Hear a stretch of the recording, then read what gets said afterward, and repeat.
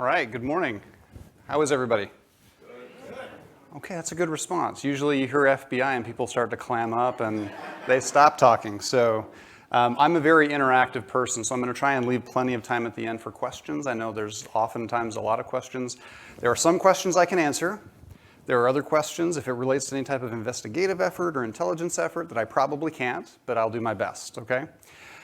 So when I was approached to come and present at this conference and to talk a little bit about how can we leverage technology to improve the way our organizations function, especially from the employee experience perspective, it's something that I was really passionate about. Just a little bit about me. I've been in the FBI now for about 7.5 years. I've worked in a variety of areas within that organization, to include on the innovation side of technology, where I'm at now, but also on leadership development, on the employee workforce development piece, and in a variety of other areas. And it's given me some interesting insights into some of the challenges that even a large world-class government agency can have. I've also spent about 10 years in the private sector working with a number of Fortune 500 companies in these same areas, change management, workforce development. And there are a lot of similarities across these boundaries that I think we'll be able to take and apply in our organizations to better prepare us.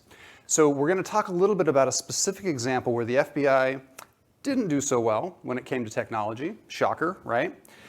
There's a joke within the Bureau that says, we have yesterday's technology tomorrow, right?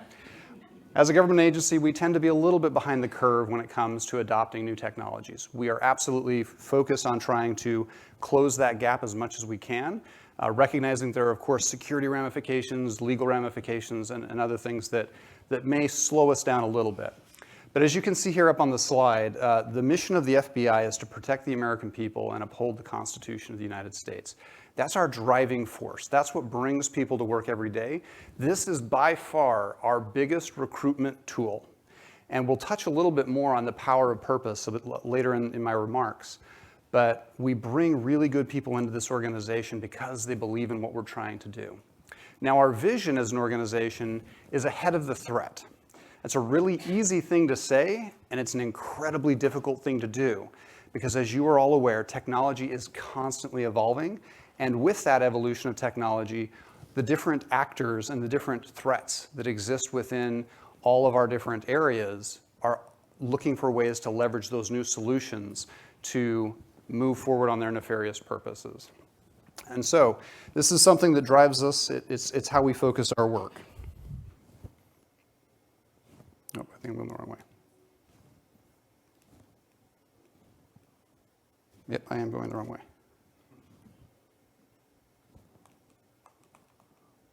There we go. Now we're going the right way. All right, so what I want to talk to you a little bit about today. So back in early 2000, most of you are familiar with this time period, the internet was just breaking in onto the scene, right? With the internet, there came broad new capabilities for how we can collaborate and communicate with our workforce. It enabled us to have these workforces that were very distributed, and it enabled us to have much more massive impact than we could in the past. The Bureau also recognized this period as a time for us to begin to leverage technology. Prior to the early 2000s, we used a case management system called ACS, the Automated Case System. This system was heavily paper-based, and in fact, our agents and analysts had to fill out paper forms, they had to scan them into a system, and then they had to go and highlight the portions of the form that were important that they needed to preserve, right? It was extremely task-heavy. And so the workforce was asking for a modern tool that would simplify the way that we do our investigations, that would help us integrate all of the different systems that we use and bring all of the data that we collect together to help support the investigative efforts that they have. It was a big undertaking, and it was ultimately built into a broader three-pronged project called Trilogy. But the specific element that I'll talk to you about today was called the Virtual Case File, or VCF. If you've ever worked in government, you know we love acronyms. So if you hear me spewing off an acronym, VCF, ACS, this is just a common government thing. So the virtual case file, the objective was we want to modernize the FBI case management system. We want to leverage the new technological capabilities that exist to be able to provide instant and effective services to our special agents and our intelligence analysts around the world. A little bit of background on the FBI. We have 56 field offices here in the United States. We have 350 resident agencies. Those are satellite offices that function off of our field offices. So they're spread out all over the country. Additionally, we have 63 legats, which are tied to the US embassies around the world. So we literally have a global workforce that we are trying to connect and that we are trying to support to be able to move our investigative efforts forward. This tool was meant to connect all of those disparate entities and make sure that we could work together effectively to accomplish our mission. So the initial discussions for this project came about in early 2000. It eventually kicked off in 2001, and it lasted for about 4 years. So it went from 2001 to a little bit into 2005. At that point, then Director Mueller of the FBI appeared before Congress to report the results of that effort, and shocker, the results were not good, right? Director Mueller appeared before Congress and he said, this project was a failure, we had to cancel it, and then he talked a little bit about some of the outcomes of this project. They weren't great. It include a lost investment of taxpayer dollars. Ultimately, the project cost around $170 million. We were able to recoup a little bit of that in some of the equipment that we had purchased, and so the ultimate sticker shock for the American taxpayer was about $104 million. Of course, there were no mission enhancements delivered to the organization. We didn't get anything for all the money that we had spent outside of a couple of additional computers. There was also, of course, the negative impact to the public trust, and of course, the impact to our trust with Congress, who was the one that gave us all of that money. And then finally, and certainly not the least, there was the reduction in morale across the FBI workforce. For 4 years, the employees in the organization were hearing about this great new tool that was going to be developed and delivered to them to make their lives easier, to make their work more effective. And then at the end of that to hear, we weren't able to achieve the objective. Now, this is the same challenge that any organization can face when you're looking at adopting new technology capabilities in your organization, especially as we are standing on the precipice of some of these revolutionary emerging technology capabilities, such as artificial intelligence, robotic process automation, human-machine interface. There are dramatic impacts that these can have. They can absolutely transform the way that we do business, and they can catapult us into being much more effective and to driving higher results. But on the downside, if we are not properly prepared, they can impact us with financial losses. We can have missed opportunities. We can sustain reputational damage. Think of all of the different organizations out there that have received reputational damage because they botched their deployment of a new technology. And then, of course, there's the employee dissatisfaction. So, looking at the virtual case file, what can we learn from this attempt that the FBI made to adopt a modern technology capability so that we can prepare our organizations to be able to successfully adopt and implement them in the future? Let's talk about what went wrong with VCF.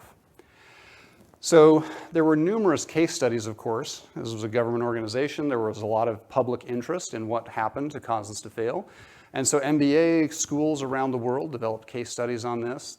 FBI Director Mueller also reported to Congress on his understanding of what failed. But ultimately, there were 3 prongs that occurred that caused the failure of the virtual case file project. The first of these was ineffective management. The FBI is known as the premier law enforcement agency in the world, and we do an incredible job at training our special agents and our intelligence analysts to be some of the finest law enforcement members in the entire world. We've mastered that. It is the gold standard. We bring law enforcement officials from around the world to our campus in Quantico, Virginia, to what's called the National Academy, and we train them on some of those best practices in law enforcement. However, there was a gap in our workforce development, and that gap was on the back end. It was after we had trained these folks to be incredible investigators and incredible analysts. We weren't properly developing them to be incredible managers and incredible leaders. The Project Management Institute has done research that shows that roughly 33% of IT projects ultimately fail because of ineffective management. So that was one of the core areas. The second area that the FBI struggled in was lack of user engagement. When we began to pull together the requirements for our case management tool, we did an initial survey of some of our field agents and some of our intelligence analysts. But at that point, there was very little connection to the end user after. Through all of the process of planning, development, testing, and implementation, the end user was not a main stakeholder in those processes, and it showed. In December of 2003, after Director Mueller had increased some of our deadlines, became a little bit more aggressive on them, the company that we were working with to develop this tool delivered the beta product to us. As some of our end users got their hands on this beta product, it became really clear that it wasn't meeting any of the requirements that they had. It wasn't user-friendly. It didn't have all the features that they needed to be successful in their jobs. And so it became clear in 2003 we were not on track. Again, research firms have found that roughly 3/4 of all projects that do not have user engagement will ultimately finish with incomplete features. And these aren't just simple incomplete features like, oh, it doesn't look the way I want. The difference between this is an Apple iPhone versus the BlackBerry Storm. You guys remember the BlackBerry Storm? Yeah. Well, if you don't, there's a reason why you don't remember the BlackBerry Storm. And it was because the user experience just wasn't there. There hadn't been user engagement in the development process. The final challenge that we had was an inability to adapt. So as I mentioned, this project kicked off early 2001. This was prior to the events of September 11th, which we're all aware of what happened. Following September 11th, the FBI fundamentally shifted its focus from being a singularly law enforcement agency to becoming a law enforcement and intelligence agency. Because of this change, the work that we were doing fundamentally changed, which also meant the requirements for the tools that we were going to use needed to change as well. We were not able to effectively capture those new requirements and implement them within the development cycle, and therefore the tool that was being developed was only able to address half of the mission that we now had. Again, research has found that nearly a little over 1 in 10 projects will fail if you are unable to change or address change as you are in the development process. So as organizations, looking at these 3 broad areas, how can we prepare ourselves to be better equipped to adopt technology?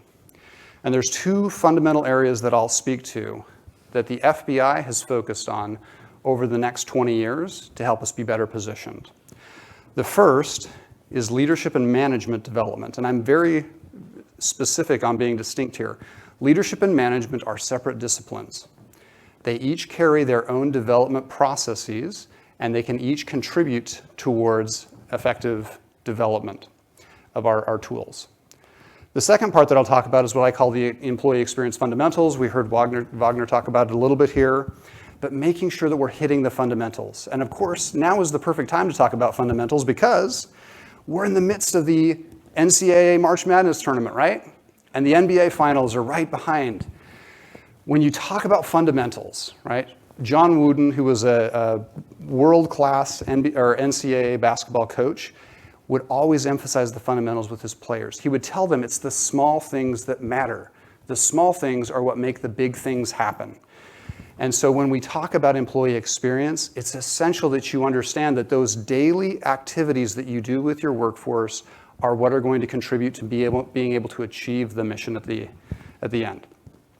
But let's circle back and let's talk a little bit about management and leadership. One of the challenges that I've witnessed as I have worked both in the private sector and in the public sector is that there's this common issue that we seem to have where we conflate these 2 terms. When we talk about leadership, we're almost exclusively referring to management. We're talking about the people who are managing the resources within an organization. This can create some very subtle challenges when it comes to making sure we're effectively developing people on both sides of this paradigm. So management is really the process of planning, acquiring, and distributing the resources that your organization needs to be able to function, to be able to achieve its tasks and its objectives. Leadership, on the other hand, is your ability to inspire and guide people towards a common vision. It's that connection. It's that communication. So, as any good government employee, I'm going to use an acronym to help us see the difference between some of these areas. So, of course, every basketball team comes together because they're trying to do what? They're trying to score, right? At the end of the day, in our businesses and in our organizations, we're trying to do the same thing. We want to score the points that matter. We want to hit our targets and achieve our goals. So, when we think about scoring from a management perspective, management is about standardization. It's about finding ways to make things repeatable, right? Leadership, on the other hand, is situational. It's about taking into account the unique attributes of the people that we're engaging with, the unique challenges that they may be facing. When you think of a basketball team, the coach is, of course, going to be drilling his folks on the standards. He's going to make sure that they understand the basics of passing the ball, dribbling, moving together as a team. But at the same time, the coach is going to take into account the unique strengths and weaknesses of his team. And he's going to make sure that he's leveraging each of his players in the area that's going to have the most impact to help them achieve their goal.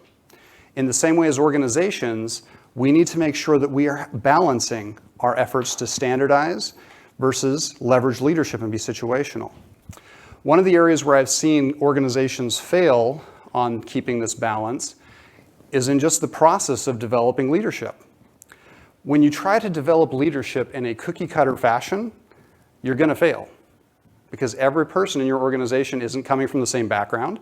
They're not coming with the same experiences.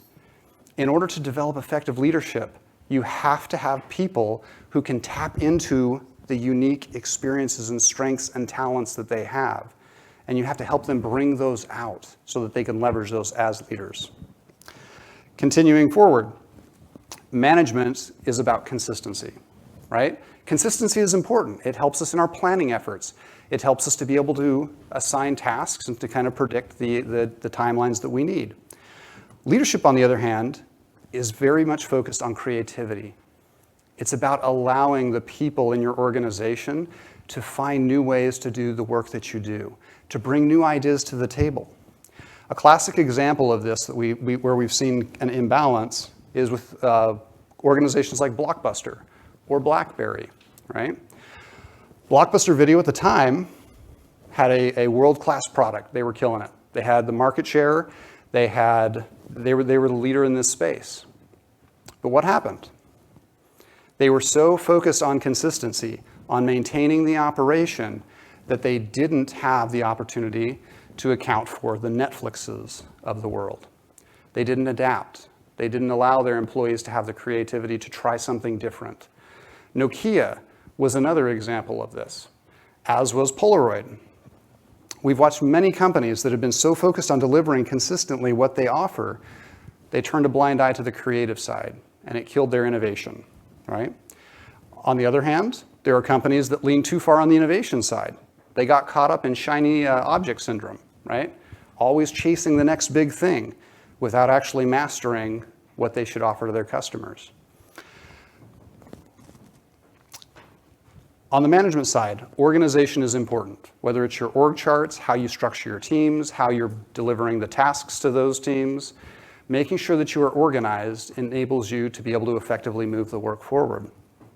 From a leadership perspective, ownership is what a leader focuses on. Making sure that the people in your team feel like they are owners in the work that they're doing, feeling that they have a sense of that. Instead of being minions that are being assigned tasks, they're partners in the effort of carrying the work forward. And you see this on the basketball court as well. When you watch players as they're playing, dynamically changing and dynamically adapting to the conditions on the court, holding each other accountable, not relying on the coach to have to hold them accountable. When you hear them talk about their performance at the end of the game, you can sense that feeling of ownership that they have. The best teams have this ownership as well. So when somebody's out sick, or when somebody doesn't have the ability to perform a certain task, other members of the team can step up, even if it's not in their official job description, and they can assist in making sure that your team moves forward. Resources is the bread and butter of management, right? You got to make sure that you've got the money to pay the bills. You've got the money to buy the equipment that you need to keep the lights on, as it were. Leadership, on the other hand, is relational. It's about making sure you know your people. You make sure you have that connection. You understand what their needs are, what motivates and engages them. And then finally, management is efficiency focused. Leadership is engagement focused. The best organizations in the world, just like the best basketball teams in the world, are able to straddle this balance. They're able to make sure that they can manage effectively, but that they can also leverage the leadership, not just at the top, but throughout the entire organization. And that's another important distinction here. Management generally falls in the hands of your supervisors and your managers across the organization. Leadership is role agnostic. It can be done by any person in your organization. And this is another danger when we conflate management and leadership. Far too many organizations with finite resources look at this and say, I've only got enough resources to train my management. And so they devote all of their leadership development processes to people who are in supervisory positions and above. By the time your people are in those positions, it is too late for them to be able to develop, experiment, and grow to be the effective leaders they can be. They will be inundated with all of the tasks and all the responsibilities of management. As soon as you have people walking in the doors of your organizations, you should begin exposing them to leadership development. You should begin tapping into their ability to develop self-awareness, to understand what their unique skills and strengths are that they can bring to bear. And so we'll quickly shift real quick to talk about mastering the fundamentals of employee experience. I don't have to touch on this too much. Wagner did a great job of highlighting some of these areas, but I will focus on just a couple. The first one there on the top left is purpose. Purpose will keep people in your organization longer than if you don't have a good purpose. As I talked about at the beginning, the FBI's purpose is one of its biggest recruitment tools, and it's one of the reasons why people stay in our organization so much longer than they would if they didn't have that purpose. Every single one of your organizations can have a deep, fulfilling purpose. It's looking beyond what you do, and it's why you do it. You may develop widgets. You may sell software. Why do you do it, though? At the end of that question is usually something about helping people. Help your people tie into that purpose. Keep it in front of them. Remind them about it every day. The more they feel that sense of purpose, the more fulfilled and engaged they'll be in the work that they do. The next one I'll touch on is transparency. Your people need to understand why the business is making the decisions that it is. They need to understand how their job connects back up to the objectives of the organization. Having that level of transparency will help them to understand why their work matters. It'll help continue to drive that engagement. Of course, we know about balance, making sure that our folks have the ability to have good well-being and balance within their lives. Inclusion is also essential. If you're not inviting people to the table, they're not going to be able to contribute anything that will help your organization move forward. Build inclusion into every aspect of how you do business. Development is important, recognition is important as well. All of these are small things that you build into your daily efforts, and all of them ultimately contribute to that culture of excellence. By mastering the fundamentals and not getting caught and lost in all of the hype that oftentimes is happening, you can make sure that your team comes to work feeling fulfilled and engaged. They'll wake up in the morning and they'll want to walk through your doors or sit down at their computer and connect into your team or your Zoom or whatever it is. They will want to be there. They will feel like they have a purpose, that they own the work that they do.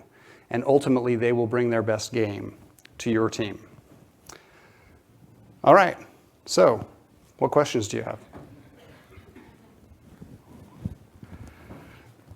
And the answer to the first question is no, that's not a gun barrel. It's just a light at the end of the tunnel. All right, any questions? Doesn't have to be about the presentation. Do you have any questions about the FBI?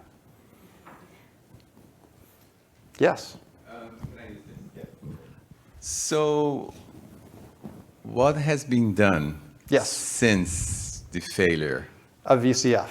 Yeah, absolutely. Because So since the failure of VCF, the Bureau has done a couple of things. So we have worked to develop a leadership development program that can match the world-class standards of our special agent and intelligence analyst training. It's still a process. We're still working on that. We haven't mastered it yet.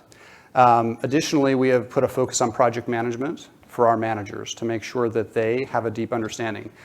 But the other piece that we focused on is making sure, so within the FBI, there was a common practice to promote special agents just because they were seen as kind of the cream of the crop of the organization, right?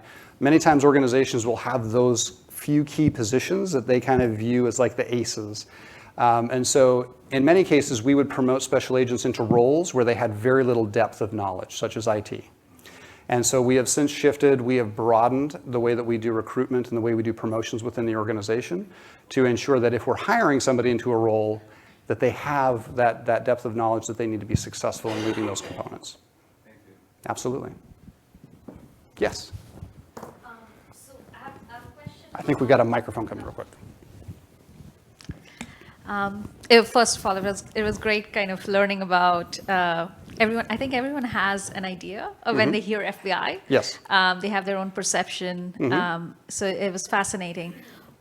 So when you think of, you talked about how people are attracted to the purpose Yes. of the FBI. When you're looking at it from an employee experience standpoint, Yes.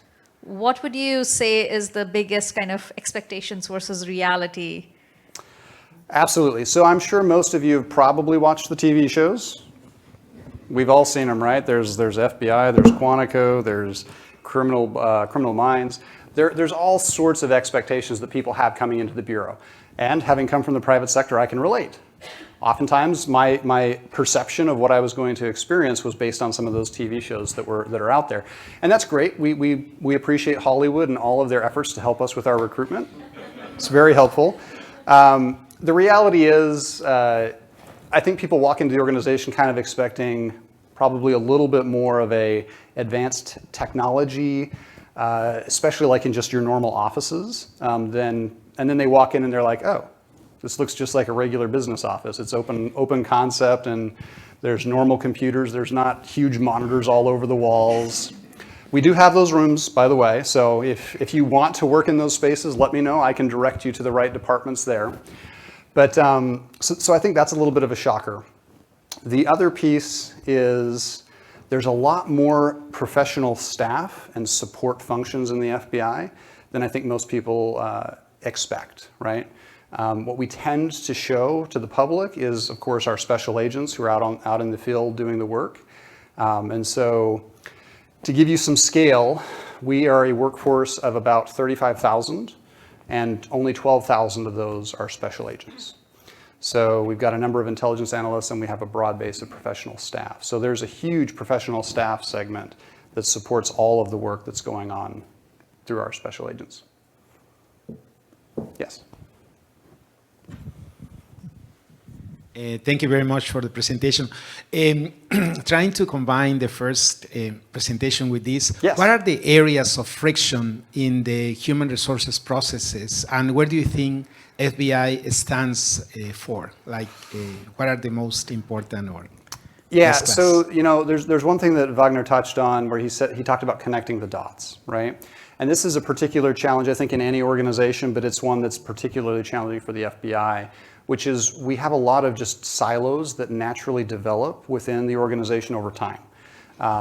And it's not necessarily from a sense of, there can be a competitiveness to it, almost like this is my little piece of the pie, don't touch it. But a lot of it is just from a desire to move as quickly as possible, right? And so, for example, you saw that our vision was ahead of the threat. So that vision is really it's a focal point for almost everybody in the organization. And so oftentimes, instead of trying to go through the time and the effort it takes to see, hey, is there somebody else in the organization that's already doing this? We have this tendency to be like, well, we need to get it done now. Like we've got to move fast. We've got to be agile. And so I think that that's generally a challenge within organizations, is making sure that, yes, you want to be able to move quick, but at the same time, you want to reduce that duplication of effort as much as possible. And so finding systems that help you connect all of the different efforts that are ongoing within your organization so that you don't have that challenge of, oh, we've just recreated the wheel 15 different times. I think that's something that we're struggling with. I think that's something that most organizations struggle with. And that's an area where HR can have a hand in it. Of course, the CIO and the other members of the C-suite can all work to try to create that transparency so we can all see what we're working on, and it helps us to find, the resources that we need that sometimes are just buried in obscure parts of our organizations. And the areas of excellence? So the areas of excellence for the FBI specifically? In the human resources value chain or employee experience? Yeah, so look, and this is just kind of my perception, there's two ways that your employees can look at human resources, right? They can look at human resources as that department that looks at humans like they're resources, and we're just gonna, we'll put them where we need them and then we'll discard them when we're done with them, right? The other side of that is, if you've done it well, then people can look at that and they're like, oh, that's the place that I can go as a human to get the resources I need to be effective. And so when it comes to human resources excellence, it really does. It comes down to making sure that you don't get lost in the short-term mindset of the rest of the organization, right? Much of the organization is going to be driven by your profit margins and by your quarterly reports and all of that. Thankfully, in the government, we don't necessarily struggle with that particular area, but making sure that human resources can continue to have that longer-term view and that perspective and say, no, look, laying off people will give you a short-term win in that it may help you get closer to your quarterly earning target, but the long run is it's going to have all sorts of detrimental damage to the employee morale. You're going to lose all sorts of skills and talents that you may or may not be able to get back. So having human resources at the table to kind of talk through and balance those conversations to say, look, you're looking for the quick win, but we can't keep doing quick wins at the detriment of the long-term mission that we have. So I'd say that's where the excellence spikes in, yes. Hi. Hi. I have a question. How is it that what is the relationship between HR and innovation and technology what is your governance model? How do you work together? Do you have business partners? Do you have centers of excellence? How is that relationship, and how do you move the needle when sometimes if you want to innovate, but there are certain processes or technologies that Absolutely. those frictions that we've been discussing there. Well, and back to Wagner's original question about what are some of the changes that we made. So one of the challenges that we had during the VCF project in particular was our chief information officer was kind of buried in the organization. They didn't have direct control or authority over the IT components. We're slowly working, we've been working to get that better situated. We're not structured like a traditional company is, so we don't have the director is the CEO and then a whole C-suite of individuals. We're much more mission focused. So we have a counterterrorism focus. We've got a counterintelligence focus, and on and on and on. But we do within our organization have a governance model now for technology. And so we have those key decision makers over all of those different components who sit on those boards, and they listen as the chief information officer and as the technical SMEs will talk to them about different proposals and options. And so any development effort that's asking for money has to go through those governance processes to get approved. Some of them are obviously smaller. They don't need to rise to the same level as others. But especially when we're talking about enterprise level development efforts that are going to be costing millions of dollars, those efforts have to be heard by our executives across those divisions to make sure that we're, one, aware of the different efforts and that we're deconflicting where we can. So what's happened is our human resources, so we've got a human resource branch, right, that handles all the human resources issues for the organization. They're a member of that board. And so as they're looking at developing internal tools and systems within their own branch, they're also aware of what's happening across the enterprise so that they can effectively leverage it. So I'll give you a clear example of where we've been able to benefit from this. We have a security division that's responsible for doing all of our background investigations for people coming into the organization, right? They've got to make sure that, you know, we're not hiring people that might have backgrounds that could cause conflicts. And so they used to have their own systems for collecting all of that user information and processing all of that. On the other side, our human resources division was collecting the same type of data just for employees within the organization. So we had these two different systems that were collecting the exact same type of data that were just being kept apart.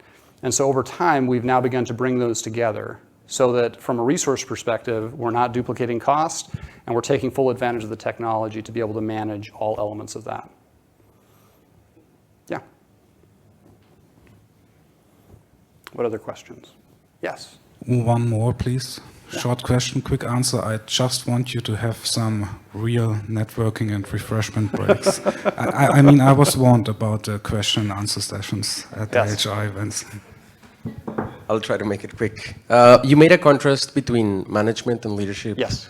You also spoke about the tendency to promote your shining stars. Yes. How do you prep those people to understand that they were very good at a job and they got promoted for it, but the job they're going into, they don't know? Absolutely. And that's where it becomes super important that as an organization, you've clearly delineated those two disciplines, right? That you understand here's what management skills need to be developed to be effective versus here's what leadership skills we need to develop to make you effective in engaging with people. There is some great leadership elements that we train into our special agents when they go through new agent training. And that helps them just to interface with the people they talk to day in and day out. Like those same skills that we teach there, they can be applied right back to the workforce if those people are interested in becoming supervisors and managers. But where we fail is because we weren't being clear between the difference between management and leadership, we weren't really having the conversations about, oh, as a manager, you need to be able to manage budgets. You need to be able to, you know, plan and understand contracts and all of the contract regulations. You need to be able to understand how to have, you know, collaborative discussions across different business units so that you can ensure that you're effectively coordinating efforts. So we weren't putting any effort into really developing that side of our employees. And we were just relying on them like, oh, you were a rock star agent or analyst, like you must be a terrific leader. I saw this same problem in the private sector as well. When I worked for some of our Fortune 500 companies, it was a common practice that your top salespeople were often going to be promoted into supervisor management roles. Of course, the problem that comes with that is when you promote a salesperson into a management role and you don't actually develop them as a leader or as an effective manager, the tendency that they have is, well, you need to do this the way that I did it, right? That's how I was successful. I'm trying to make you like me. Again, it goes back to that cookie cutter approach. That doesn't work with people. I don't have the same background as you. I don't have your same skill set. And so what you need to do is you need to be able to effectively teach your folks, while they're still in that individual contributor role, what it's like to be an effective leader, which means having the conversations, connecting with your people, understanding what they bring to the table, and then helping them to leverage those unique skills to be the best that they can be. So I would say that's a key area that we've been focused on. So, and I know you're all curious. No, I don't have any updates on the Chinese balloons, so we're still working on that one, okay? Awesome. Well, thank you so much.